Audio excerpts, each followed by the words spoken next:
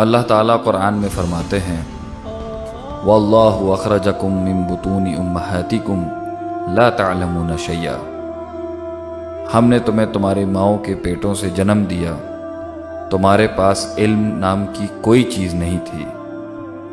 وجعل لکم السمع والابصار والافئدہ، ہم نے سننے اور دیکھنے کی تمہیں طاقت دی تاکہ اس سے تم اچھی چیزوں کو سن کے، اور دل دیا اس میں ایک اچھا نظریہ، ایک اچھا عقیدہ۔ اللہ اس دنیا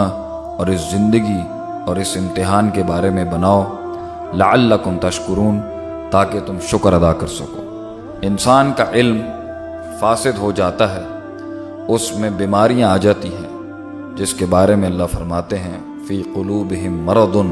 فزادہم اللہ مرضا، کہ انسان کا دل نفاق کی بیماری سے مریض ہو جاتا ہے، سقیم ہو جاتا ہے، اور صحت یاب ہونے کے لیے اسے یقین کی دولت چاہیے، اسے علم کی دولت چاہیے، اسے عمل کی دولت چاہیے، اسے سالم نیت کی دولت چاہیے، اور صبر کی دولت چاہیے۔ انسان کا دل وحی اور شریعت محمد صلی اللہ علیہ وسلم اور قرآن و حدیث کے بغیر نہ منور ہو سکتا ہے اور نہ ہی صحت یاب ہو سکتا ہے۔ اس لیے اللہ تعالیٰ جب بھی اس دنیا میں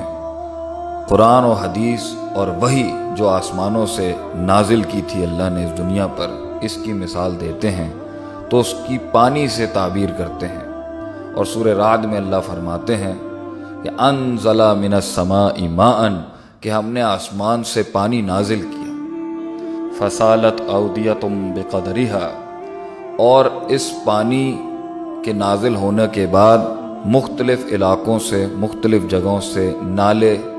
جاری ہو گئے، فاحتمل السیل زبدا رابیا، اور ہر نالے نے جو اس پانی کے جمع ہونے سے نکلا تھا اس نے اپنے اوپر جھاگ کو اٹھا لیا۔ وَمِمَّ يُوقِدُونَ عَلَيْهِ فِي النَّارِ، اور اسی طریقے سے جب تم سونے کو پانی میں پکاتے ہو پاک کرنے کے لیے، صاف کرنے کے لیے، ابتغاء حلیۃ او متاع زبد مثلہ، اسی طرح کی ایک جھاگ ادھر بھی بن جاتی ہے۔ اللہ تعالیٰ نے جھاگ کی مثال انسان کے دل میں شک و شبہات سے دی ہے،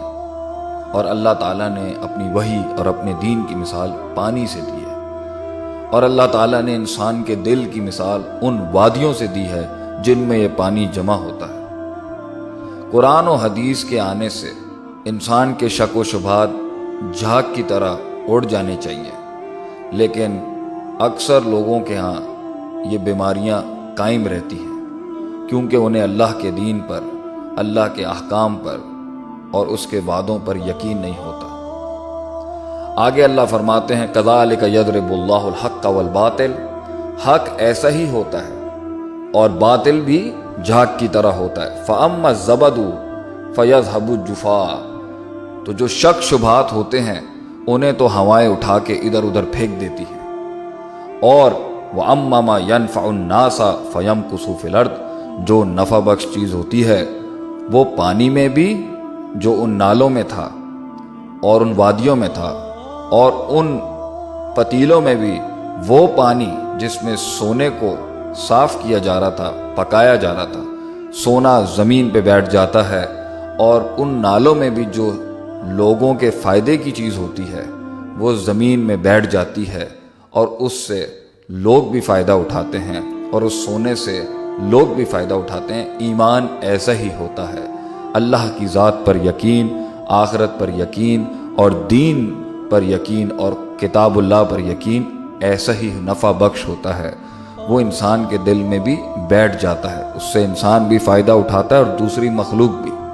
مگر شک و شبہات کی زندگی ایک جھاگ والی زندگی ہے، یہ انسان کو کسی جگہ پر بھی ٹکنے نہیں دیتی۔ جس طرح جھاگ اٹھا کے ہوائیں ادھر ادھر پھینک دیتی ہیں، انسان بھی تکلیفوں، مصائب میں اور پریشانیوں میں شک و شبہات کی وجہ سے کبھی ادھر ہوتا ہے اور کبھی ادھر ہوتا ہے۔ کذالک یضرب اللہ الامثال، اللہ ایسے مثالیں بیان کرتا ہے انسان کو سمجھانے کے لیے۔ اللہ تعالیٰ کی ذات پر کامل یقین اس کے دین کے اوپر کامل یقین، صراط مستقیم پر کامل یقین، اللہ سے ملاقات پر کامل یقین ہے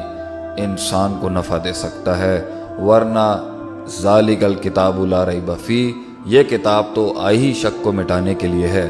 اگر شک و شبہات انسان کے دل میں ہوں گے، اس دل کو کبھی اطمینان نہیں ہوگا، وہ جھاگ کی طرح اڑا دیا جائے گا، پریشانیوں میں کسی جگہ پر قرار نہیں پا سکے گا۔